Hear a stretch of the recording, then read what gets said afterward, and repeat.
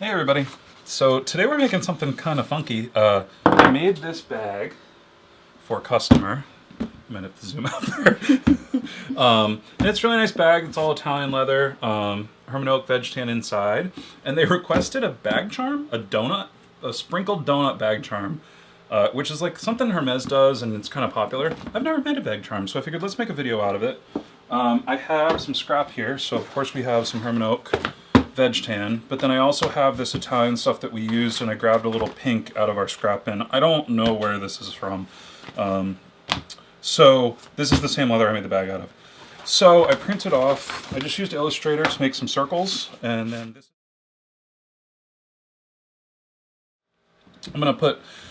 is going to be a layer of veg tan inside to give it a little dimension. And we're just going to kind of wing it. I have a bunch of different color Ritza Tiger threads for sprinkles, and should be a fun one. So let's get started.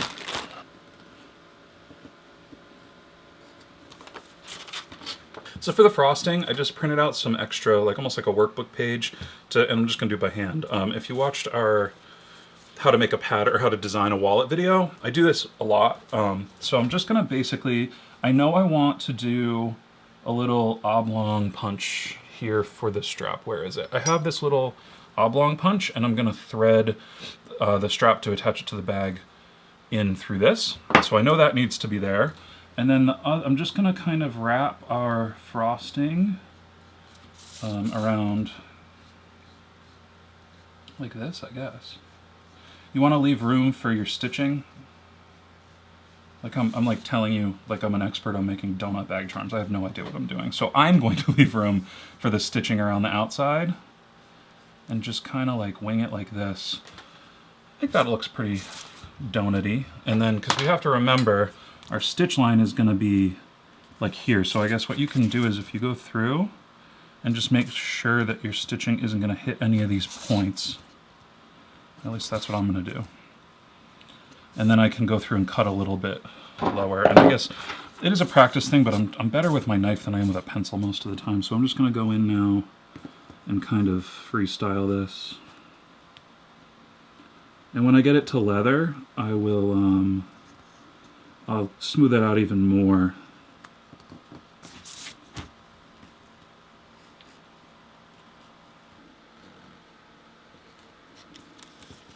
Okay. So then if we stack this on top of this, I'm going to do it backwards. I can kind of get an idea. Yeah, I think that looks frosting-y enough. And it'll give us our stitch line and all that stuff. So I'm just going to cut out the center of this and we're ready to go to leather.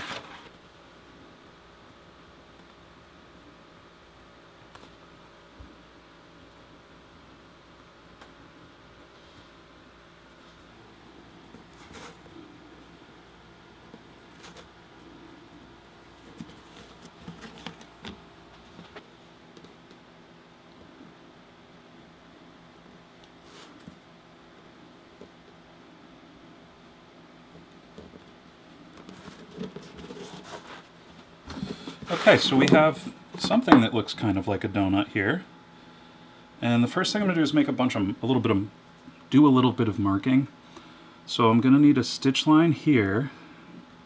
And the reason that this dips down is so that we can put our little slot punch in here like that.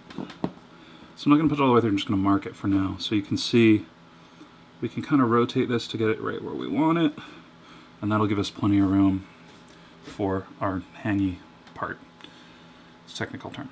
So next I gotta do a bunch of sanding on this part because I'm not good enough to get all this clean cut the first go. I'm gonna get this sanded down, and then we're gonna add some sprinkles with we have a bunch of colors of Ritza Tiger thread here.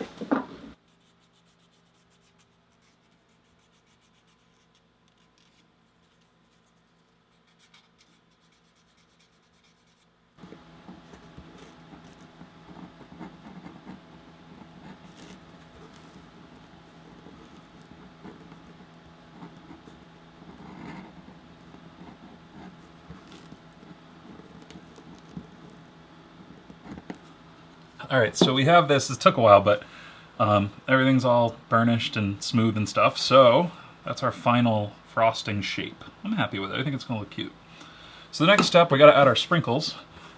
But what I'm going to do is I'm going to mark out all of our stitch lines first so that we make sure that we're not putting sprinkles over a stitch line.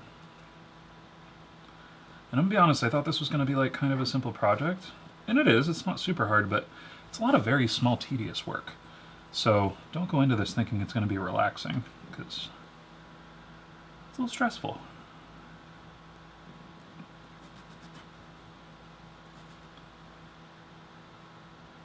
So we have a whole bunch of different colors of Ritza thread. Some I haven't even gotten to use yet, that are going to be perfect for this situation. Now, you're going to see me using two separate sets of stitching irons here.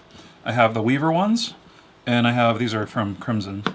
And I'm doing that because the tooth profile is different on each one. For the bag we made the customer, I used this thinner nylon thread. So I used the thinner stitching irons because they leave a thinner hole, so everything kind of looks a little bit more in balance. For the Ritza thread, because it's a thicker thread, I'm going to use the Weaver irons because it gives us a bigger hole and we'll be able to fit the thread through. So basically all I'm going to do, I have my parameters here. I'm just going to kind of go around. My idea to do these sprinkles is just kind of like put sort of 2 marks, and I'll just punch these and I'll just do like 2 wraps, and it's not going to be, once we melt the threads on the back, they'll stay, it'll be fine. And I think that'll look nice, kind of like sprinkly. So I'm just going to go around and mark a bunch of sprinkles wherever they kind of fit in.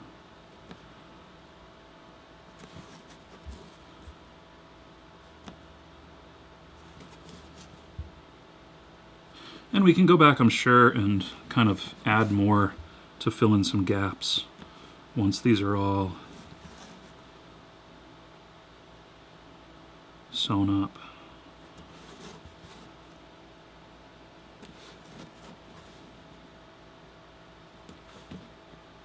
Well, that's confusing. I'm going to try to punch these out.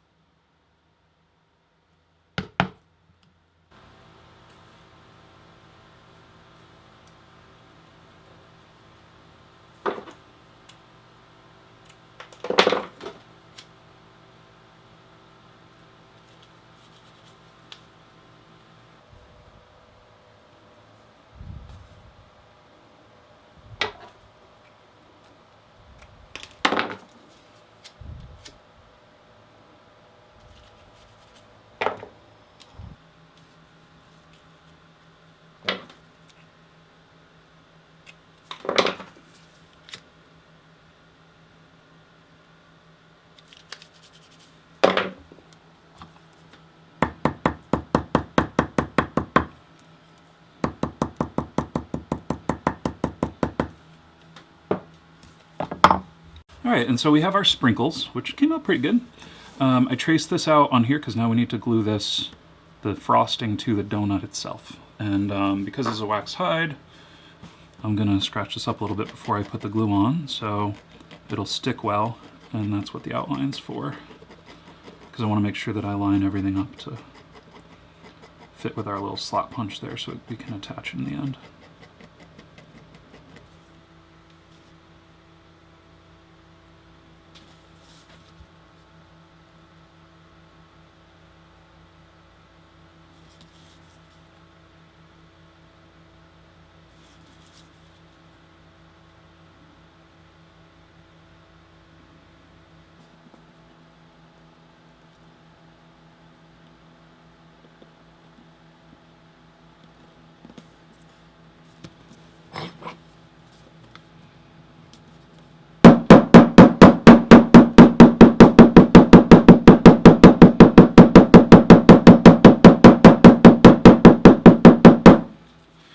So we're switching to the thinner stitching chisels because we're going to use a thinner thread. And what I like to do when I have like kind of curves or shapes like this is I like to mark everything out first. A lot of people will ask, how do you get your stitching even? This is pretty much how I do it. So I'll mark everything out, and then when you get to like close to where you're kind of circling back, if you're lucky, it'll fit. But you can see there it's not quite in the middle. So all I'll do is just kind of average it out, and you'll never notice that the stitching's a tiny bit different right there.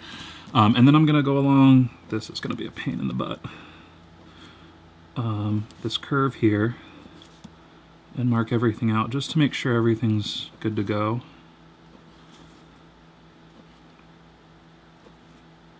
And that's about it. Then I'll just go and punch everything out and sew it up.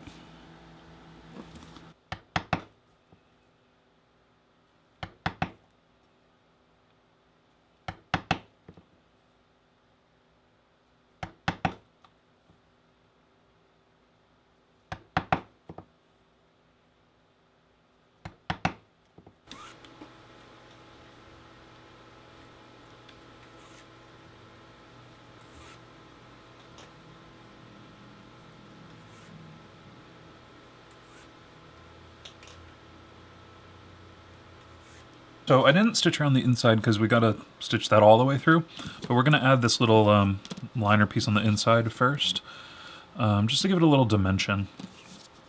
So we just need to glue this up. Also, make sure that your frosting, if you're gonna make one of these, doesn't really go beyond this. I'd just be a little bit worried, like if it kind of was down like that, this would stick out. So hopefully we got it close enough without it being over that we don't have to deal with that. But if we do, I think we could probably just throw a little glue under there with a Q-tip and be just fine. I did bevel down the edges of this liner piece a little bit. And that should give it a little bit more of a gradual, won't be too crazy, but a little more of a gradual step down.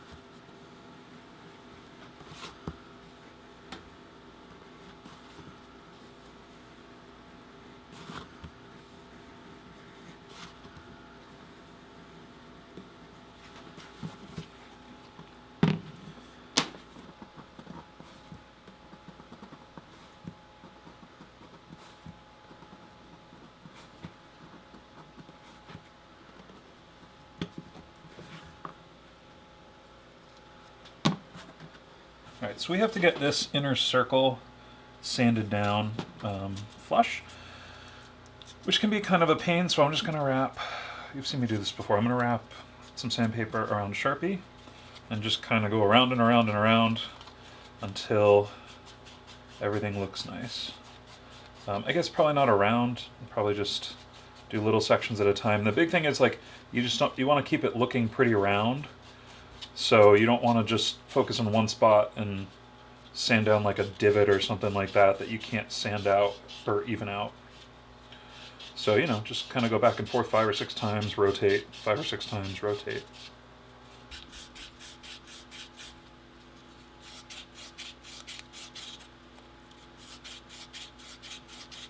So the next step is to stitch around the outside, and then we're going to do something a little bit special on the inside. So I'm just going to lay my stitch line down. And you want to make sure that you sand these edges a bit. You don't want to be running a stitch line that's like super rough, because then when you sand it, it won't be equidistant from all the edges. And the nice thing about it being a donut, I guess, is that it doesn't have to be perfectly round, because donuts aren't perfectly round. So I'm going to do the same thing. I'm going to mark out my stitches first before I go in and actually punch everything out. And then we'll get this punched and sewn.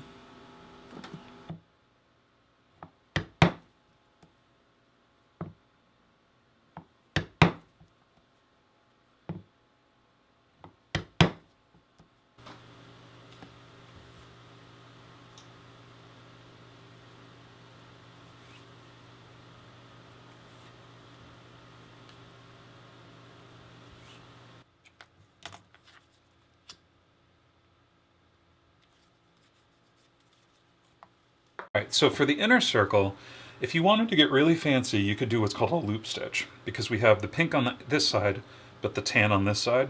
So with a loop stitch, it's basically how a sewing machine works, how they sew the welts onto shoes. You would basically go in one side with your pink color, or whatever, and then you would take your tan color, loop it through, and then go back in the same hole with the pink, so that at the end you have pink on one side, tan on the other. I'm not going to do that just because I don't want to. So we're going to have one line of pink. Honestly, I think it would look really cool if this happens to flip over on the bag to see just that one line of pink. So I'm just going to sew it normally and have the pink. But I am going to try to match. So I have my double stitch, my back stitch here, so I'm going to try to match it. We'll go these 2 holes. So I'll start here and just sew around the inside.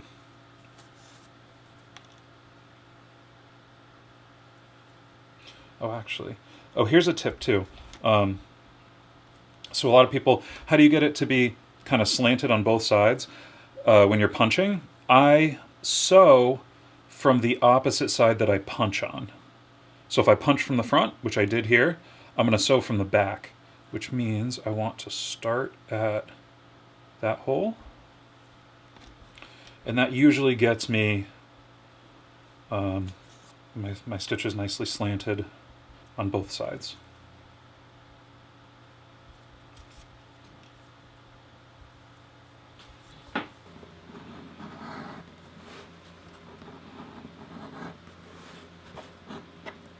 So we've got our edges burnished. I gotta say, this is looking a lot better than I thought for being a donut made out of leather.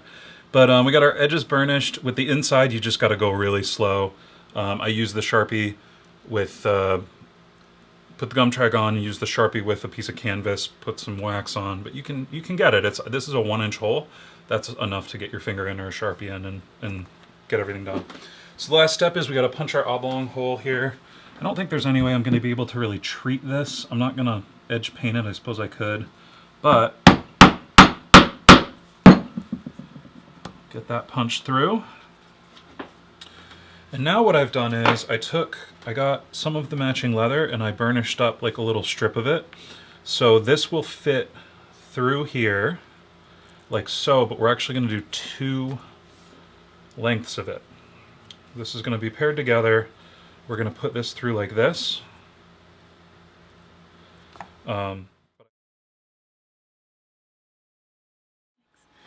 Like say you cut it down the middle, Mm-hmm. and then you like push it through. Wait.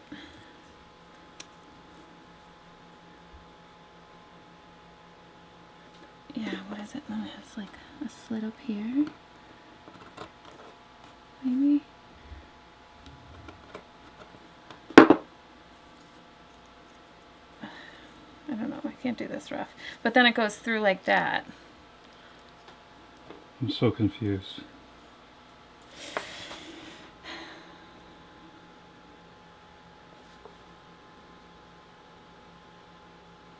See how it's next to each other? How it's like one piece and it's like a slit?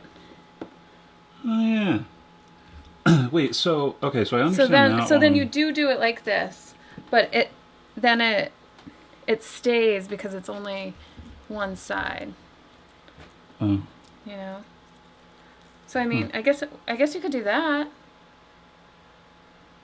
Does Yeah, that but- make sense? Yeah, but it would need to be on a vertical thing. So if you go like that. That's what I had. Oh. See what I mean? It's just like, doesn't work.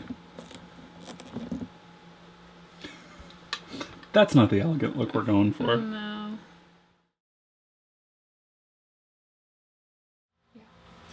And here we go. So, yeah, it's a donut bag charm. I have never made a bag charm before. I think they just dangle and look cool. Hopefully this looks donut-y enough for the customer. We ended up, I have no idea how these are attached. We looked at a bunch of different images. We did like 5 different things, and this, I talked to the customer, they were like, just rivet it on, I'm not gonna take it off. So that's what we did. We just looped it through. I cut a piece of the same leather as this Italian stuff, and I just burnished it real nice. I think Hermes, I looked up pictures, they stitch everything, which you could totally do if you wanted to. For cost savings, it's not gonna really stretch out or anything. If it does, we can replace it. So that's about it. Our first bag charm looks pretty donut-y. Those Ritza colors really worked out well for the sprinkles. I was worried of being a little too busy. Sometimes you poke holes, you want them to be ornamental, and they look too much like poked holes. But once we hammered everything down, I think from 2 or 3 feet, it looks like sprinkles. So thank you guys so much for watching. If you make bag charms, tag us on Instagram. I'd love to see more bag charms. It's kind of a fun project, and we'll see you in the next one.